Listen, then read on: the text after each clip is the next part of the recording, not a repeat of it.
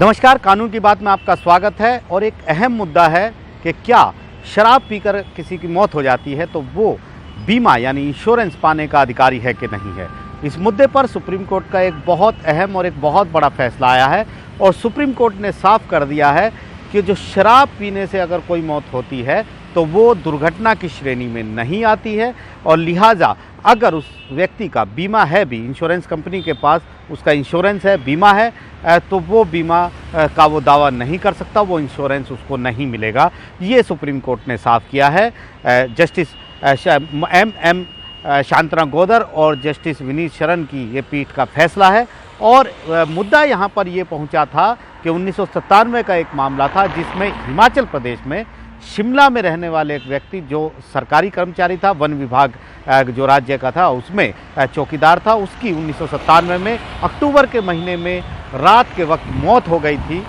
जब पोस्टमार्टम कराया गया तो पोस्टमार्टम की रिपोर्ट में आया कि अत्यधिक शराब पीने के कारण उसका दम घुट गया था और उसकी मौत हो गई थी। तो लिहाजा जो बीमा उसका था, बीमा कंपनी ने ये जो इंश्योरेंस देने से इनकार कर दिया। उनके जो लीगल उत्तराधिकारी थी, कानूनी उत्तराधिकारी, वो इस मुद्दे को लेकर आगे गई और इसके बाद मामला राष्ट्रीय उपभोक्ता विवाद निवारण आयोग तक पहुंच गया, जहां पर 2009 अप्रैल में एक फैसला आया जिसमें आयोग ने साफ इनकार कर दिया और कहा कि बीमा कंपनी बिल्कुल सही है क्योंकि ये मौत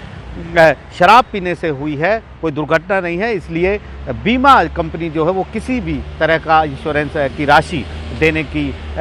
दायित्व उसका नहीं बनता है। इस मुद्दे को फिर सुप्रीम कोर्ट में चुनौती दी गई और सुप्रीम कोर्ट ने पूरे मामले की सुनवाई की और आखिरकार सुप्रीम कोर्ट ने एक अहम फैसला सुनाया। सुप्रीम कोर्ट ने कहा है कि जो बीमा है, इंश्योरेंस कंपनियां जो हैं वो केवल दुर्घटना के कारण कोई जो मौत हो जाती हैं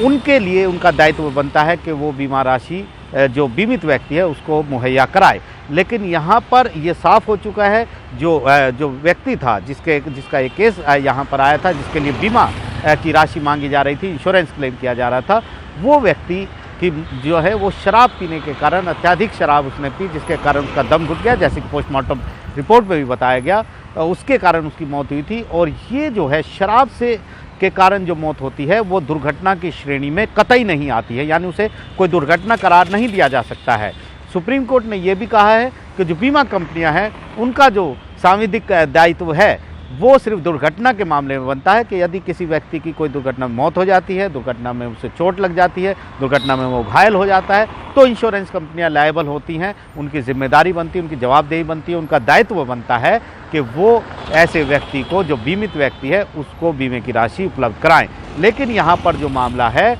वो दुर्घटना का मामला नहीं है क्योंकि शराब पीने से मौत हुई है। इसलिए सुप्रीम कोर्ट ने इस मामले में साफ कह दिया कि उनके पास ऐसा कोई कारण नहीं है जो इस मामले में 2009 का जो आयोग का फैसला है, उपभोक्ता आयोग का जो फैसला है, उसमें किसी तरह का हस्तक्षेप किया जाए। तो एक अहम फैसला सुप्रीम कोर्ट का यहाँ पर आया है जिसके बहुत सारे मायने हैं कि सबसे बड़ा सवाल यही था कि क्या जो शराब पीकर अगर किसी की मौत हो जाती है तो उसे दुर्घटना माना जाए या नहीं। तो सुप्रीम कोर्ट ने एक कानूनी रेखा खींच दी है और ये क्योंकि देश की सबसे बड़ी अदालत है जिसका जो फैसला है वो एक तरह का कानून बन जाता है, तो ये एक अहम मुद्दा यहाँ पर सुप्रीम कोर्ट ने सेटल किया है। तो यानी शराब पीकर अगर किसी की मौत होती है तो दुर्घटना की श्रेणी में नहीं आएंगी और वो व्यक्ति या उसके परिवार किसी भी तरीके से जो है वो क्लेम का हकदार नहीं है, बीमा कंपनियां उनको क्लेम देने के दायित्व के अंतर्गत नहीं आती हैं। शराब पीकर का ये घटना यहाँ पर सुप्रीम कोर्ट में आई है, इसने एक पूरी तरह से कानूनी रेखा इस मुद्दे पर खींच दी है और अब ये जो सुप्रीम कोर्ट का जो ये फैसला है ये तय कानून के तहत देखा जाएगा। नई दिल्ली से आशीष भार्गव, NDTV इंडिया।